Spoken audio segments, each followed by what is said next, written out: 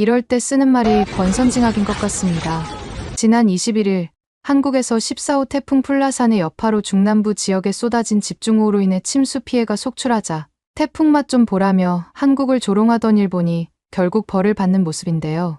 올해 1월 규모 7.6의 지진으로 인해 이재민 1만 명이라는 기록적인 피해를 입은 곳으로도 잘 알려진 일본 이시카와현 노토반도의 1976년 관측 이래 사상 최악의 폭우가 쏟아졌기 때문입니다. 하지만 일본이 겪고 있는 위기는 여기서 끝이 아닌데요. 일본 이즈제도 남쪽 해역에서 오전 8시경 규모 5.6의 지진이 발생했고 이로 인해 쓰나미 주의보까지 발령되었기 때문입니다.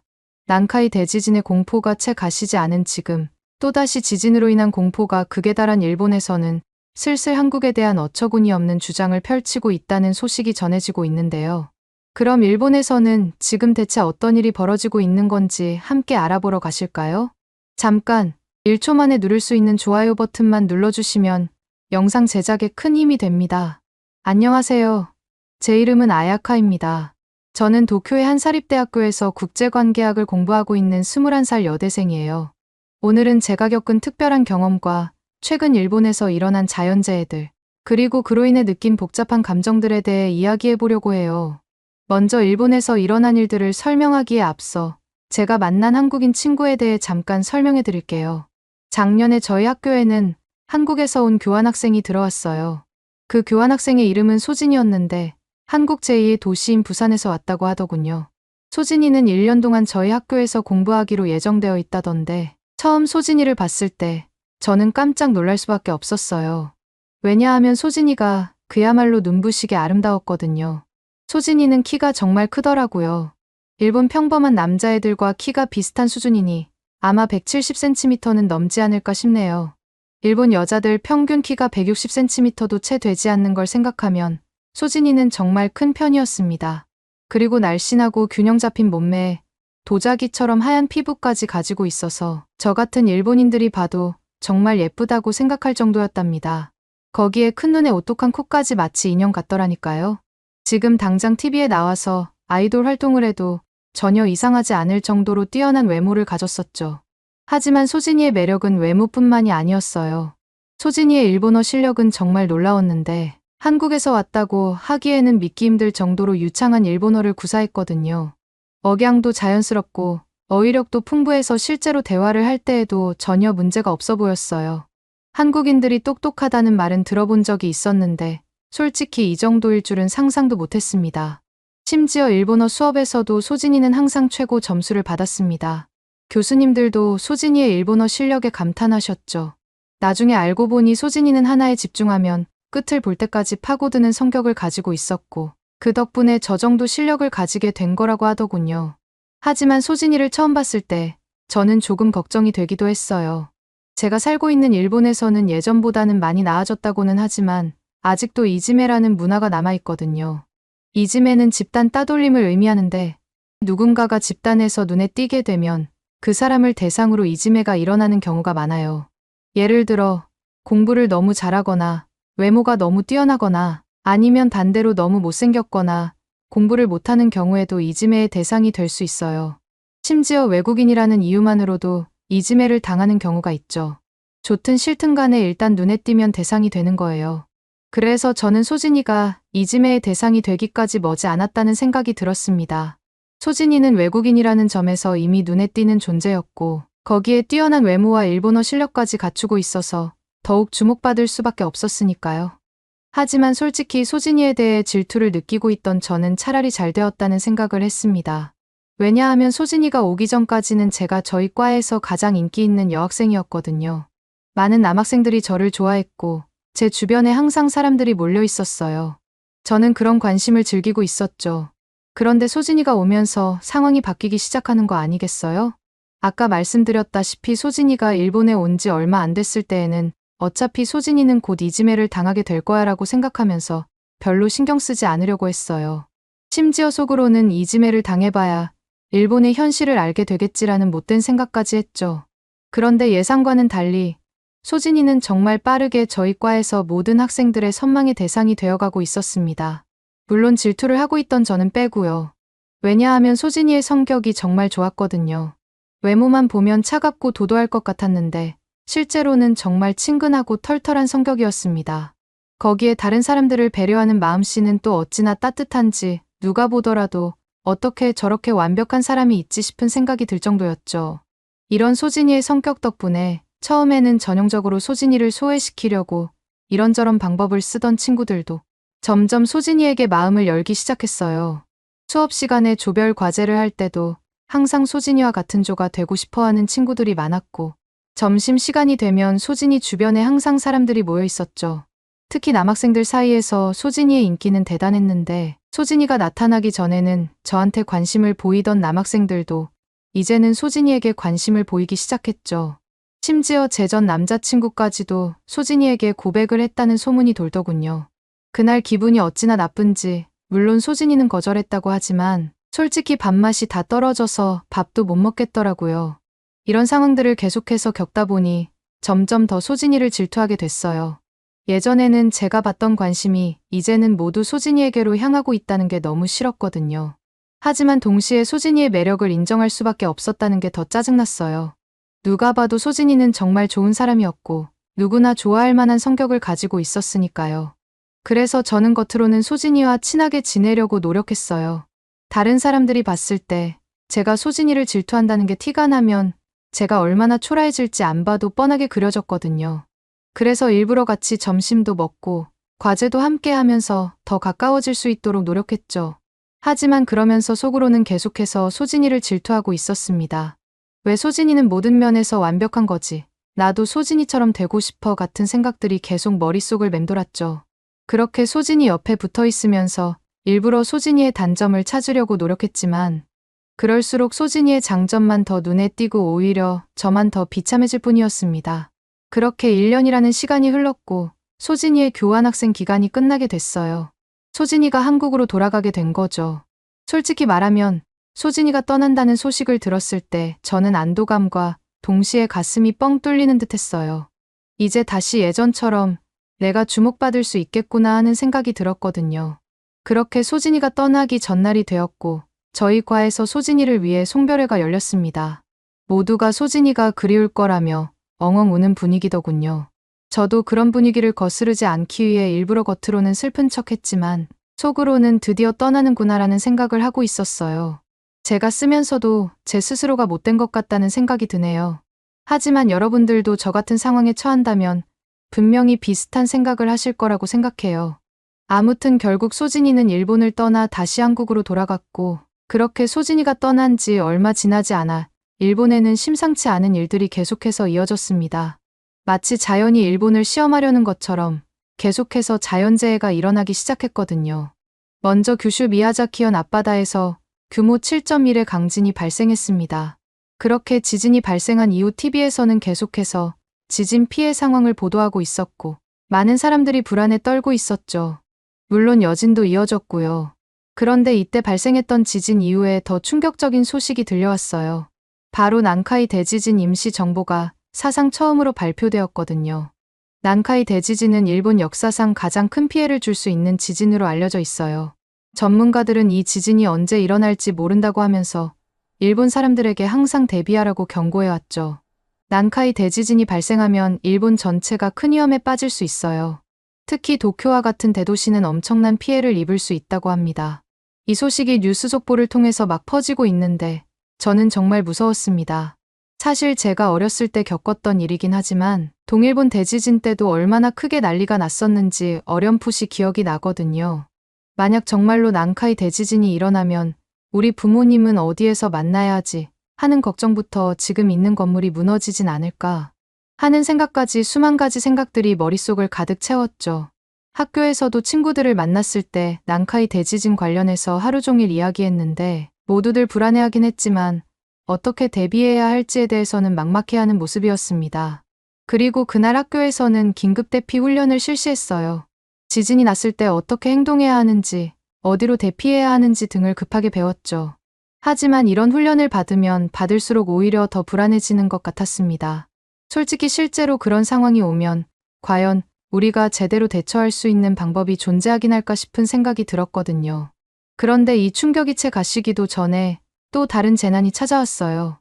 미야자키현에서 지진이 발생한 지 불과 나흘 만에 오후 태풍 마리아가 일본의 도호쿠 지방을 강타했거든요. 태풍 마리아는 정말 강력했어요. 엄청난 비바람이 몰아치면서 도호쿠 지방에 큰 피해를 줬죠. 지진 관련해서 얘기하던 TV에서는 계속해서 태풍 피해 상황을 보도하고 있었어요. 강풍에 나무들이 뿌리째 뽑히고 도로가 물에 잠기고 집들이 파손되는 모습을 보면서 정말 마음이 아프더군요. 특히 피해 지역 주민들 표정이 말이 아니던데 괜히 제가 다 속상해지는 느낌이었습니다. 특히 제 친구 중 한 명은 도호쿠 출신인데 그 친구의 고향이 태풍으로 큰 피해를 입었다고 하더군요. 친구의 부모님 집이 침수되고 가족들이 대피소로 피난을 갔다고 해요. 결국 그 친구는 걱정되는 마음에 학교를 빠지고 결국 고향으로 내려갔어요. 나중에 연락해보니 복구 작업을 돕느라 정말 고생했다고 하더라고요. 그런데 마리아가 끝이 아니었습니다. 태풍 마리아가 지나간 지 얼마 되지 않아 7호 태풍 안필이 또다시 일본에 영향을 줬거든요. 안필은 마리아만큼 강력하지는 않았지만 이미 마리아로 피해를 입은 지역들에 추가적인 피해를 주었죠. 그리고 얼마 지나지 않아 8호 태풍 우쿤까지 일본에 근접했는데 일본의 위치를 통째로 옮기고 싶은 생각이 드는 건 처음이었습니다. 이렇게 연이은 지진과 태풍으로 인해 일본 전체가 정말 힘든 시간을 보내고 있었어요. 피해 복구도 제대로 되지 않은 상태에서 계속해서 새로운 재해가 찾아오니 사람들의 마음은 점점 더 지쳐갔죠. 저 역시 매일매일 불안한 마음으로 살아가고 있었어요. 특히나 편의점이나 마트 같은 곳에 가면 원래는 꽉 차 있던 각종 생필품들이 하나도 남김없이 사라져 있는 걸 보면 괜히 심란해지더라고요. 학교 생활도 많이 변했어요. 수업 중에도 갑자기 지진이 날까봐 모두가 긴장하고 있었고 야외 활동은 대부분 취소됐죠. 학교 축제도 규모를 대폭 축소해서 진행했어요. 사실 말이 축제지 이것 빼고 저것 빼고 하다 보니 안 하는 이만 못한 야외 수업으로 바뀌어버리더군요. 결국 모두가 즐거워해야 할 축제 분위기도 그저 우울하기만 했죠. 주변을 보면 많은 사람들이 일본을 떠나 한국이나 다른 나라로 피난을 가고 있었어요. 특히 외국인들은 자기가 태어났던 나라로 돌아가는 경우가 많았죠.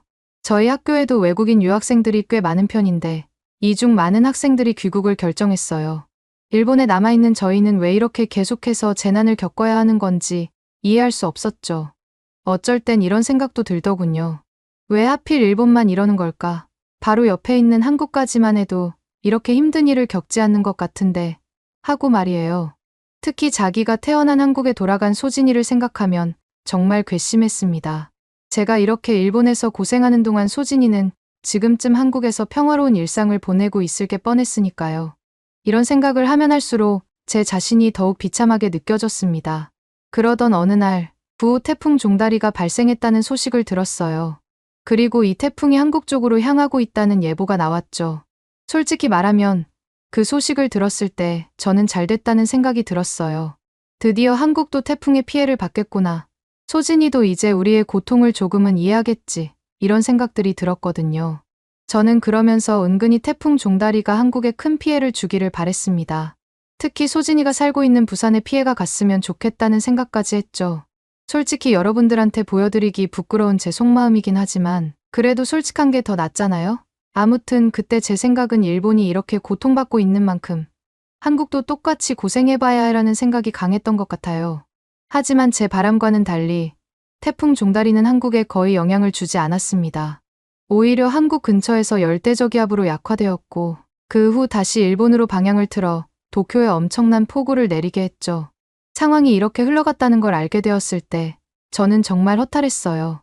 왜 또 일본이야? 라는 생각이 들면서 제가 나쁜 마음을 먹어서 이렇게 원하는 대로 안 되는 건가 싶은 생각까지 들더군요.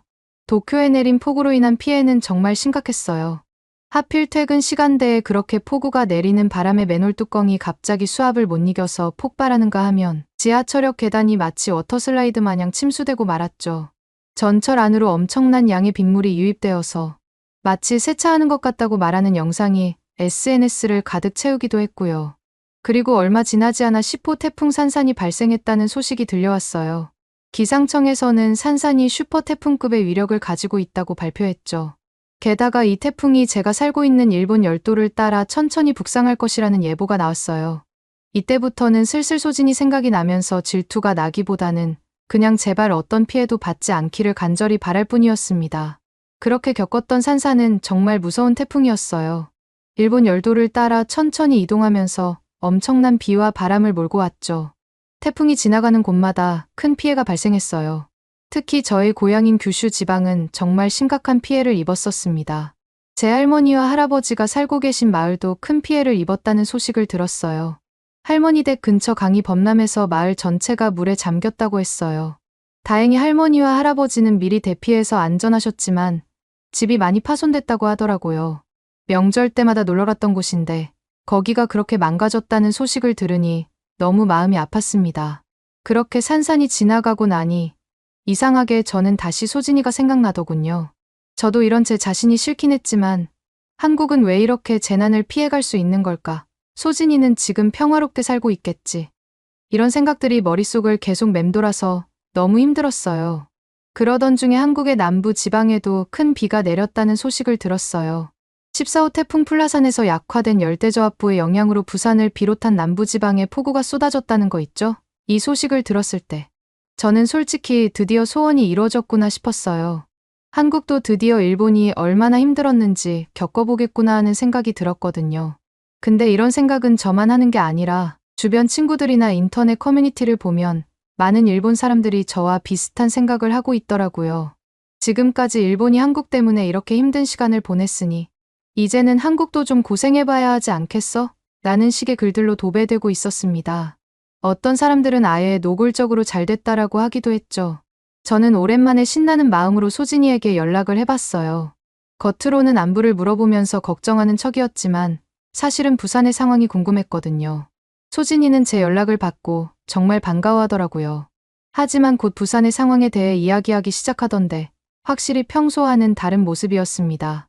소진이 말로는 부산에 정말 엄청난 비가 내렸대요.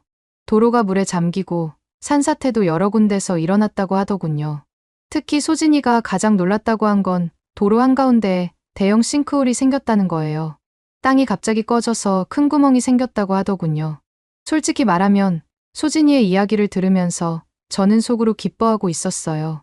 심지어 소진이가 걱정하는 모습을 상상하다 보니 그렇게 신날 수가 없더라고요. 하지만 이렇게 신났던 저는 곧 절망할 수밖에 없었습니다. 왜냐하면 또다시 일본의 한국에 찾아왔던 것과는 비교도 안 되는 수준의 엄청난 재앙이 찾아왔거든요. 이번에는 제가 살던 이시카와현이었는데 50년 만에 기록적인 폭우가 내렸습니다. 참고로 이시카와현은 올해 1월에 규모 7.6의 대지진으로 수백 명의 사망자가 발생했던 곳이에요. 그런데 그 지역이 그때 입었던 피해를 제대로 복구하기도 전에 또다시 이런 재난이 닥친 거죠. 이시카와현에 내린 비의 양은 정말 어마어마했어요. 평소 9월 한 달에 내리는 강수량의 2배가 넘는 비가 하루 만에 내렸다고 하더군요. 이렇게 말도 안 되는 수준의 비가 순식간에 내리다 보니 강이 범람하고 산사태가 발생하는 바람에 거기 사는 분들이 많이 돌아가신 것 같더라고요. TV에서도 계속해서 이시카와현의 모습을 보도해주던데 정말 끔찍했어요. 재해대책본부 회의를 진행하는 모습도 뉴스를 통해서 볼 수 있었는데 13만 명이 넘는 주민들에게 피난 지시를 내렸는데도 몬젠마치를 제외하고 나머지 모든 마을이 전부 고립 상태라고 하더라고요. 주변에 범람한 하천만 16개라고 하던데 정말 너무 심각한 거 아닌가요? 특히 기억에 남았던 사건이 바로 지진 피해 때문에 가설주택에서 살고 있던 가족들의 얘기예요. 이 사람들이 이번 폭우 때문에 또다시 집을 잃게 생겼다고 하더라고요. 그 사람들 입장에서는 일본에서 태어난 게 얼마나 원망스러울지 싶은 생각이 들었습니다. 그런데 이게 끝이 아니었어요. 얼마 지나지 않아 도쿄외곽 지역에도 큰 피해가 발생했거든요. 집중호우와 함께 주먹만한 크기의 우박이 떨어지는 거 있죠. 이 우박 때문에 차들의 앞유리가 깨지고 지붕까지 파손되는 바람에 난리도 아니었답니다. 사람들은 급하게 차를 대피시키려고 했고 밖에 있던 사람들은 우박을 피해 소리 지르면서 건물 안으로 뛰어들어갔죠. 저도 학교에서 수업을 듣고 있다가 갑자기 창문을 때리는 우박 소리에 놀라서 창가로 달려갔어요. 창문 밖으로 보이는 광경은 마치 재난영화의 한 장면 같더군요. 그리고 마지막으로 24일 아침에는 규모 5.9의 지진까지 발생했어요. 이번 지진은 바다에서 일어나서 다행이기는 했지만 규모가 있다 보니 쓰나미 주의보까지 발령되더군요. 지진 속보를 접했을 때 정말 무서웠는데 이것 때문에 또다시 난카이 대지진 임시정보가 또 발효되는 게 아닌가 싶었거든요. 한 달 전에 악몽이 떠오른 거죠. 만약 이게 난카이 대지진의 전조라면 지금 당장 할 수 있는 게 아무것도 없잖아요. 이런 상황들을 계속해서 겪다 보니 저는 한 가지 결론을 내리게 되었습니다. 바로 일본이 한국의 방파제 역할을 하고 있는 게 확실하다는 결론이죠. 저희 일본이 이렇게 큰 피해를 입으면서 한국을 보호해주고 있으니 그렇다면 한국에서는 일본에 지원을 해주는 게 당연하지 않을까요? 하지만 오히려 뉴스에서는 한국이 일본을 도와주기는커녕 한국에서 발생한 피해들을 복구하는데 집중하고 있다는 소식만 전해지더군요. 솔직히 실망스럽긴 합니다. 그리고 저는 이 모든 문제가 한국의 산업화 때문이라고 생각하고 있어요. 한국이 급속도로 발전하면서 환경 문제를 일으키고 그게 주변 국가인 저희 일본에까지 영향을 미치고 있다고 생각하거든요. 한국의 공장들에서 나오는 오염물질이 바다를 건너 일본까지 오는 거죠. 실제로 이건 제 머릿속에서 임의로 내린 결론이 아니라 일본의 한 연구팀에서 그런 연구 결과를 발표했다는 기사를 본 적이 있어요. 한국의 산업단지에서 나오는 오염물질이 편서풍을 타고 일본으로 넘어온다는 거였죠. 그래서 일본의 대기 오염이 심해지고 그로 인해 이상 기후 현상이 발생한다는 거예요. 이런 생각을 하면 할수록 더욱 화가 나고 억울해요. 일본은 한국의 잘못으로 인해 이렇게 고통받고 있는데 정작 한국은 아무런 책임도 지지 않고 있잖아요. 분명 여러분들도 저처럼 자연 때문에 힘든 일들을 계속해서 겪는다면 저와 똑같이 생각하실 거라고 확신할 수 있어요. 가끔은 이런 생각도 들어요. 일본이 이렇게 고통받는 게 어쩌면 업보가 아닐까 하는 생각 말이에요. 아무래도 일본이 과거에 다른 나라들에게 저질렀던 일들이 있는 건 사실이잖아요. 하지만 그렇다고 해서 아무 짓도 하지 않았던 저희 세대가 이렇게 고생하는 건 너무 불공평하다고 생각합니다. 아무튼 여러분들에게 꼭 부탁드리고 싶은 건 아마 실제로 그런 일은 벌어지지 않겠지만 만약 일본이 정말 지진이나 태풍 때문에 큰 피해를 입는다면 꼭 한국에서 지원해 주셨으면 한다는 거예요. 일본처럼 바로 옆에 있는 이웃나라가 갑자기 쑥대밭이 되면 한국 입장에서도 속상한 일일 테니까요. 그나저나 제가 어떻게 해야 소진이에 대한 질투심을 더 이상 그만 느낄 수 있을까요? 조언해 주시면 감사하겠습니다. 오늘의 사연은 어떠셨나요? 오늘의 사연이 마음에 드셨다면 좋아요만 한번 눌러주세요. 1초밖에 안 걸리지만 좋아요를 한번 눌러주시면 더 좋은 사연을 소개해드리는데 큰 힘이 된답니다. 긴 영상 시청해주셔서 감사합니다. 오늘도 행복한 하루 보내세요.